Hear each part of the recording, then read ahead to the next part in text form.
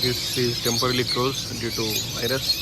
You can see even look virus in the island, but I am just seeing them from distance. They are all mostly parrots and other small birds.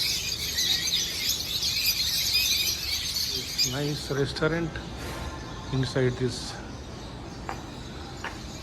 animal sea life park.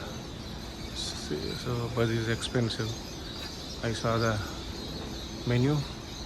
It is all expensive. $7 is the price and $9 is on endings. So it's very expensive.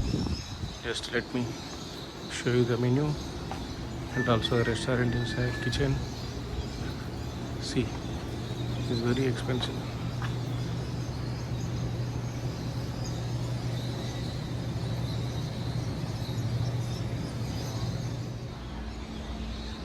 So this is restaurant area.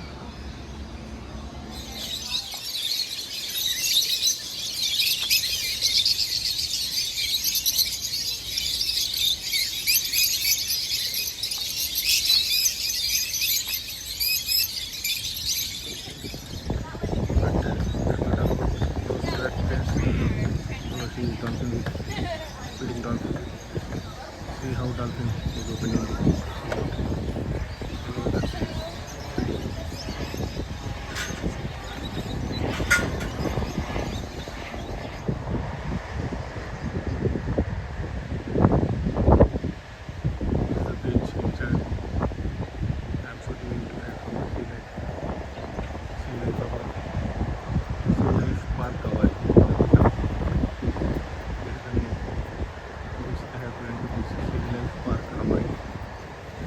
Dolphins there, sea lions. Now we have sea lion show at 10:45.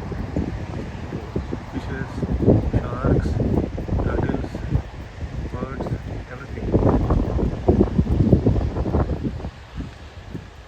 I want to spend here for 2 hours and then take a bus at 11:37. I'll continue to go. So without that bus, it is not possible to come here.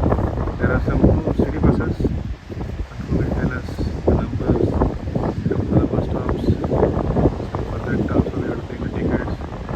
So it is better if we take the tour bus, trolley, Hawaii trolley tour. So it will cover all important places in Hawaii. Waikiki,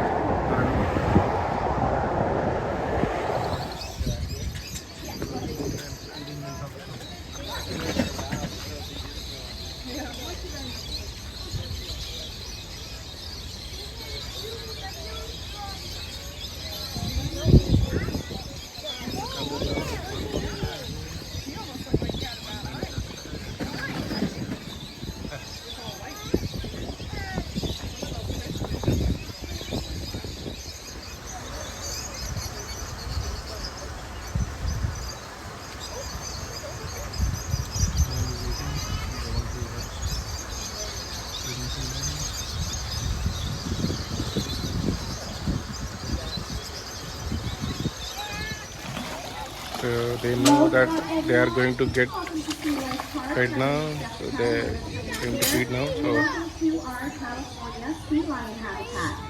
You guys are going to be able to meet our 4 gorgeous California sea lions.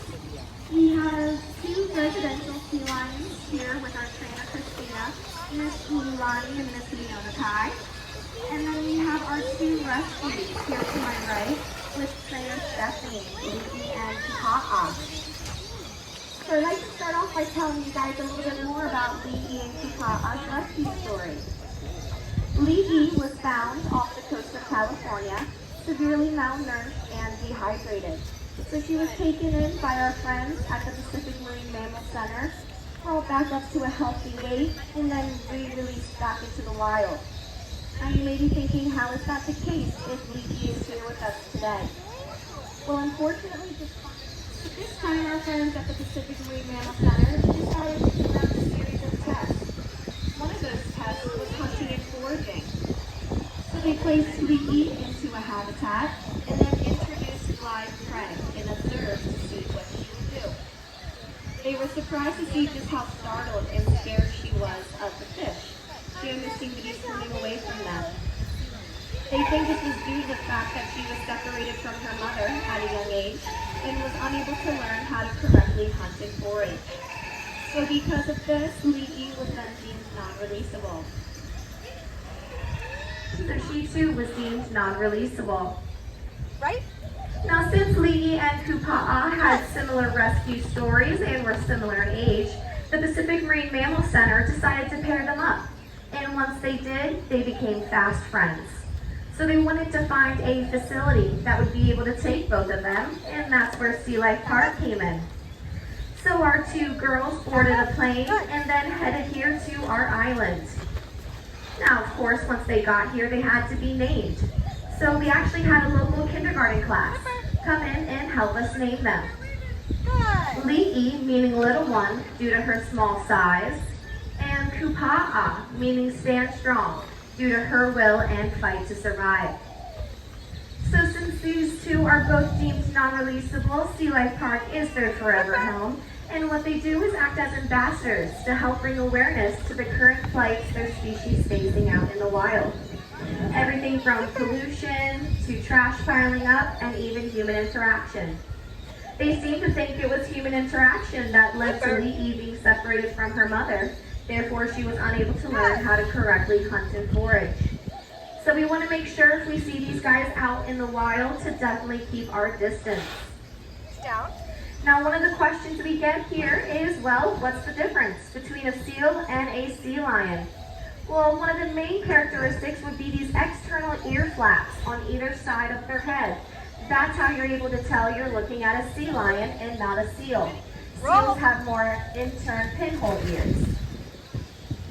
Another way they differ is how they move on land. So if you see over here, the girls, they actually have this rotating hip bone where they're able to rotate their hips 90 degrees and seemingly walk on land with ease.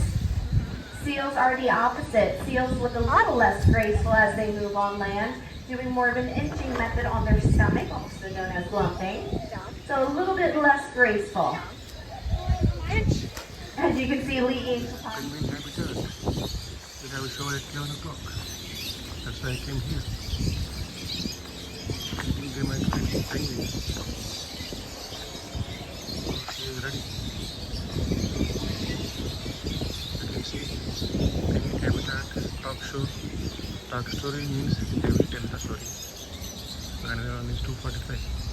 So it's now 11 o'clock. I am waiting here before 11. So I don't want to miss it. About these birds, and then at the end I'll open up some questions if you guys have any questions about them. So we do have two residents here. We have AJ and Wingnut. They are both currently going to be over here in the third burrow from the left. They're hanging out in the back of that burrow there. They were both born and raised right here at Sea Life Park. They're both 25 years old. So the most common question that we get is, how do you have penguins here in Hawaii? Isn't it too hot here for them?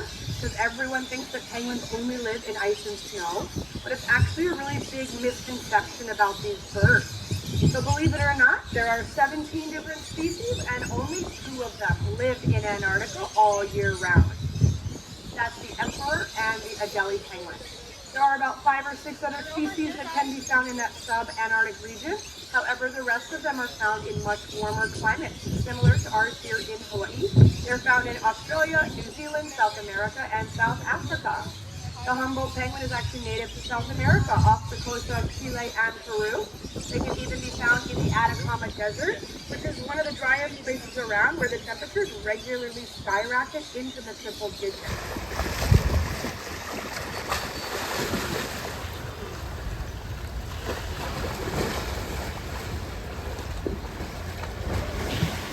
Penguins playing, dolphins playing, dancing.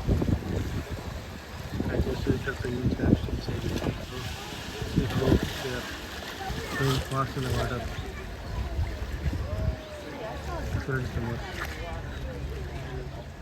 This is the Hawaiian monk seal, only found in Hawaii. You see that they eat food equivalent to 48 burgers a day.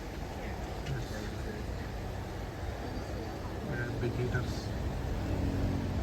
So they really need to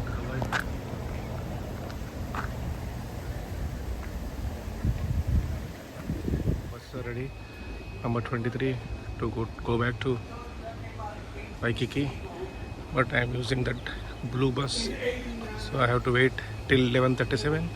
So the next trip is at 11:37. There is one more bus called 69. It goes to Kainohu Windward Mall. So 2 buses available now for the people to use it. I just finished blue line. Now I got into green line. So from this Waikiki shopping plaza, from where these buses will start. So for next 1 hour I will be on green line, and then I will take lunch. So I don't want to waste time. Taking lunch now. You can see main area of Waikiki. Waikiki city, excellent area. So big trees, palm trees, and big shopping mall. So we're here on Waikiki Strip, Karakara Avenue.